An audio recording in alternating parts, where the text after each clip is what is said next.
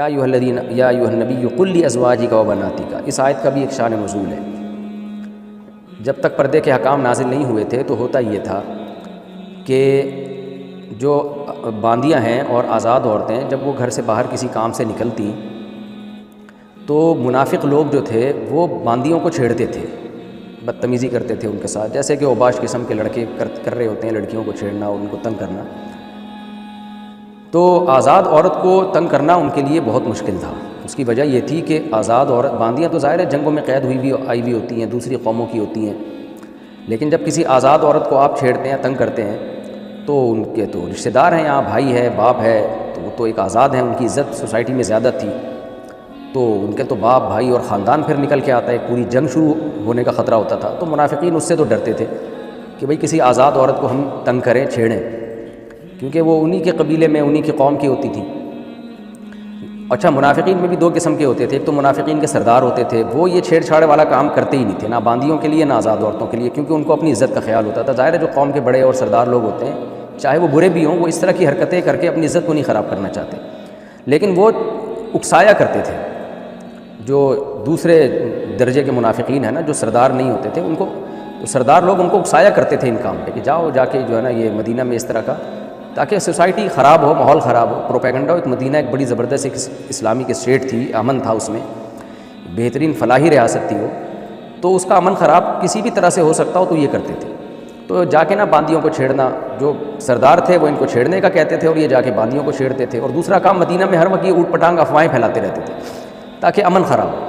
کبھی کہتے تھے بھائی فلاں اطلاع ہمیں ملی ہے، فلاں قبیلہ حملہ کرنے والا ہے، کبھی کہتے تھے فلاں قبیلہ حملہ کرنے والا ہے، خام خواہ کا ٹارچر کرتے رہنا، پروپیگنڈا کرتے رہنا، یہ ہونے والا ہے، وہ ہونے والا ہے۔ سکون سے مسلمانوں کو اور سید الانبیاء کو یہ لوگ سکون سے بیٹھنے نہیں دیتے تھے۔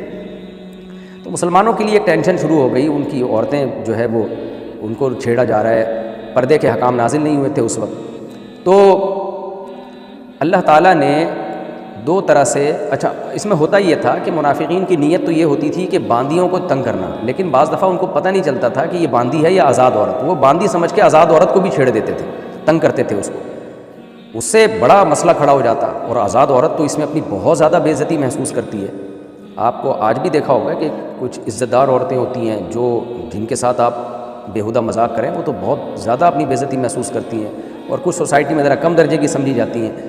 تو یہ ہمیشہ سے دنیا میں رہا ہے کہ جو زیادہ عزت دار لوگ ہوتے ہیں وہ اس طرح کی حرکتوں کو زیادہ برا سمجھتے ہیں، جو زیادہ عزت دار نہیں ہوتے وہ ان کو نارمل لے رہے ہوتے ہیں یا اس کو کم برا سمجھتے ہیں۔ تو اللہ تعالیٰ نے مسلمان باندیوں کی حفاظت کے لیے بھی اور جو آزاد عورتیں ہیں ان کی حفاظت کے لیے بھی ایک قانون نازل کیا۔ وہ قانون یہ نازل کیا کہ آزاد عورتیں اپنا چہرہ چھپائیں گی جب گھر سے باہر جائیں گی، اور اپنے سر کی چادر اپنے اوپر ڈالیں گی، جس سے کم از کم منافقین کو یہ تو پتہ چل جائے گا بھئی یہ آزاد عورت ہے، تو غلطی سے بھی اس کو نہیں تنگ کریں گے، کیونکہ اس سے تو بہت بڑا فتنہ تھا اور اس میں اس کی توہین بھی زیادہ تھی۔ تو اس سے کم از کم آدھا سد باب تو ہو جائے گا، یعنی آزاد عورتیں تو بچ جائیں گی اس چھیڑ چھاڑ سے اور اس بدتمیزی سے،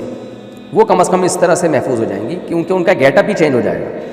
اور جو باندیاں ہیں ان کے لیے اللہ نے دوسرا انتظام کیا۔ اب ان کو اگر اسی طرح پراپر پردے کا حکم دیا جاتا تو اس میں حرج تھا، کیونکہ باندی لونڈی ہوتی تھی، اس کو وہ رکھی اس لیے جاتی تھی کہ کام کاج کے لیے، تو ان کا گھر بازار میں ایسے پراپر پردے کے ساتھ گھومنا بہت مشکل ہوتا تھا۔ اور پھر ظاہر ہے اللہ تعالیٰ آزاد اور باندی میں ایک فرق بھی رکھنا چاہتے تھے کہ جو عزت دار عورتیں ہیں وہ پردہ کریں گی تو ان کا ایک سوسائٹی میں ایک مقام بھی ہوگا۔ باندیاں تو جنگوں میں قید ہو کے آئی ہوئی ہوتی ہیں اور ان کو ضرورت بھی ہوتی ہے کہ گھر سے باہر کام کاج کے لیے نکلیں، تو ان کو پردے سے مستثنیٰ کیا۔ تو اس کا یہ فائدہ ہوا کہ بھئی کم از کم منافقین جو ہیں وہ آزاد عورت کو غلطی سے بھی تنگ نہیں کریں گے، ان کو پتہ ہے کہ یہ پردے میں ہے اور یہ آزاد ہے۔ باقی جو دوسرے کام وہ کر رہے ہیں کہ باندیوں کو تنگ کر رہے ہیں اور مدینہ میں افواہیں پھیلا رہے ہیں، تو اس کے لیے اللہ نے قرآن میں ایک دھمکی نازل کر دی کہ منافقین کو ہم نے مسلمان اس لیے فرض کیا ہوا ہے کہ زبان سے وہ اسلام کا دعویٰ کرتے ہیں، لیکن اگر انہوں نے یہ چھچوری حرکتیں جو وہ کر رہے ہیں اور یہ بدتمیزی والی حرکتیں نہ چھوڑی تو اس کا مطلب وہ خود اپنے آپ کو نہیں چاہتے کہ ہمیں مسلمان سمجھا جائے، تو پھر ان کے ساتھ وہی سلوک ہوگا جو ایک جنگی کافر کے ساتھ سلوک ہوتا ہے، جس سے ہماری جنگ ہے۔ یعنی ابھی تو ہم نے ان کے منافقین کے ظاہری دعوے کو دیکھ کر ان کو مسلم سوسائٹی کا ایک فرض سمجھا ہوا ہے، لہذا ان کو نہ قتل کرتے ہیں، نہ جلا وطن کرتے ہیں، نہ ان کو غلام بناتے ہیں، نہ قیدی بناتے ہیں۔ لیکن جس طرح کی یہ حرکتیں کر رہے ہیں، اگر یہ لوگ باز نہ آئے تو اس کا مطلب یہ اپنے عمل سے ثابت کر رہے ہیں کہ ہم مسلم نہیں ہیں، تو پھر ان کے ساتھ وہی حشر ہوگا جو کافروں کے ساتھ حشر ہوتا ہے، جو جنگی کافروں کے ساتھ۔ وہ کیا حشر ہے کہ اے نبی ہم آپ کو ان پر قدرت دیں گے، یعنی ہم آپ کو پرمیشن دے دیں گے کہ آپ ان کو بھی قتل کر سکتے ہیں اور جلا وطن بھی کر سکتے ہیں۔ تو اس کا نتیجہ یہ نکلے گا کہ آپ پھر ان کے ساتھ وہی سلوک کریں گے جو ایک میدان جنگ میں کافر کے ساتھ کیا جاتا ہے، اور ہم نبی کو پرمیشن دے دیں گے۔ تو اس کے بعد پھر ان کا بے تحاشا قتل بھی کیا جائے گا، ان کو مدینہ سے جلا وطن بھی کیا جائے گا، اور لعنت بھی ہوگی ان کے اوپر، یعنی ظاہری طور پر بھی لعنت کی جائے گی۔ لیکن روایات سے پتہ چلتا ہے کہ جب یہ آیتیں نازل ہوئی تو جو منافقین تھے وہ ڈر گئے، کیونکہ ان کو اب اندازہ ہو گیا کہ اب ہمارا اگر ہم نے دوبارہ یہ باندیوں کے ساتھ چھیڑ چھاڑ والا عمل کیا تو ہمارے ساتھ کافروں والا سلوک ہی ہوگا۔ اس کی نوبت نہیں آئی،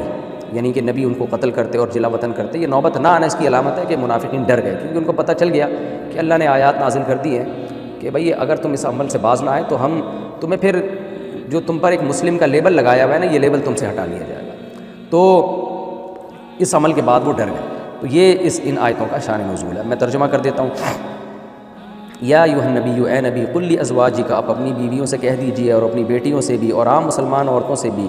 کہ وہ اپنی جو اوڑھنیاں ہیں وہ اپنے اوپر ڈال کے رکھیں۔ اپنے اوپر ڈالنے کا مطلب ہے کہ سر پہ ڈالیں جس سے چہرہ چھپ جائے، کیونکہ مقصد یہی تھا کہ چہرے سے ہی پتہ چلتا تھا نا، چہرہ جس کا چھپا ہوا ہوگا تو وہ آزاد ہے، جس کا چہرہ چھپا ہوا نہیں ہوگا تو وہ باندی ہے۔ باندی کے پردے کے حکام میں بہت چھوٹ ہے اس کو، اس پر سورہ نور میں تفصیل سے بات کر چکا ہوں۔ باندی کے پر سر کے بالوں کا چھپانا بھی واجب نہیں ہے، چہرہ چھپانا بھی واجب نہیں ہے، وہ کلائیاں بھی کھول سکتی ہے اپنی، تو یہ سب چیزیں اس پہ واجب نہیں ہیں۔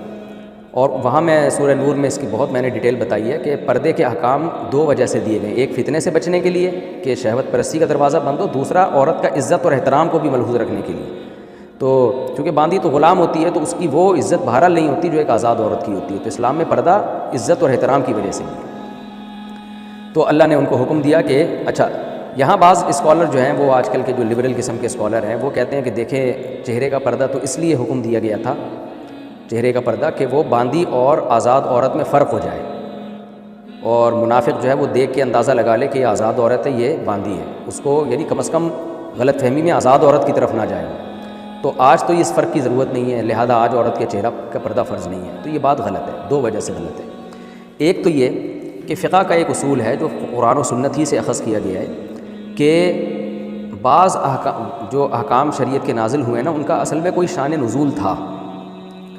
لیکن وہ اپنے شان نزول کے ساتھ خاص نہیں ہے، وہ اس حکمت کے ساتھ خاص نہیں ہے۔ اس کی مثال ایسے جیسے قرآن میں آتا ہے لیس علیکم جناح وَإِذَا ضَرَبْتُمْ فِي الْأَرْضِ فَلَيْسَ عَلَيْكُمْ جُنَاحٌ أَن تَقْصُرُوا مِنَ الصَّلَاةِ إِنْ خِفْتُمْ أَن يَفْتِنَكُمُ الَّذِينَ كَفَرُوا، کہ جب تم زمین میں سفر کرو تو کوئی حرج نہیں ہے کہ تم قصر نماز پڑھ لو، یعنی نماز کو مختصر کر دو، 4 کی 2 پڑھ دو، اگر تمہیں ڈر ہے کہ کافر تم پر حملہ کر دیں گے۔ تو اس آیت کے نازل ہونے کے بعد صحابہ کرام نے نمازوں میں قصر اور نبی قصر شروع کر دی۔ بعد میں امن ہو گیا اور صحابہ کو دشمنوں کا خوف ختم ہو گیا، تو حضرت عمر نے نبی سے پوچھا یا رسول اللہ، اب تو ہمیں دشمنوں کا خوف نہیں ہے، اب تو ہم بے خوف ہو کے آسانی سے سفر کر سکتے ہیں، تو کیا اب ہم بھی 4 کی 2 پڑھیں گے؟ آپ نے فرمایا صدقۃ تصدق اللہ بہا علیکم، یہ اللہ کی طرف سے ایک صدقہ ہے جو اللہ نے تم پہ کیا ہے، یعنی اللہ نے پرمیشن دے دیا، تو اب اس کی ضرورت نہیں ہے کہ خوف ہوگا دشمن کا تو ہم 4 کی 2 پڑھیں گے، خوف نہیں ہوگا تو پوری 4 پڑھیں گے، نہ بس اللہ نے کہہ دیا تو ہمیشہ کے لیے 4 کی 2 ہی ہو گئی۔ کیا مطلب؟ اس حدیث سے ہمیں پتہ چلا کہ قرآن میں یہ جو الفاظ اللہ نے بتائے نا کہ اے ایمان والو جب تم زمین میں سفر کرو تو نماز میں قصر کر لیا کرو اگر تمہیں دشمنوں کا خوف ہو، تو یہ اگر تمہیں دشمنوں کا خوف ہو یہ بطور شرط کے نہیں ہے، یہ چونکہ اس زمانے میں دشمن کا خوف تھا تو اس لیے اللہ نے اس کو ہائی لائٹ کر دیا، ورنہ اصل حکم کا مدار سفر پر ہے، سفر پر، تو یہ بطور حکمت کے اور ایک قید اتفاقی کے طور پر اللہ نے بیان کر دیا۔ نبی نے جیسے کہ اس کی تشریح بیان کر دی کہ یہ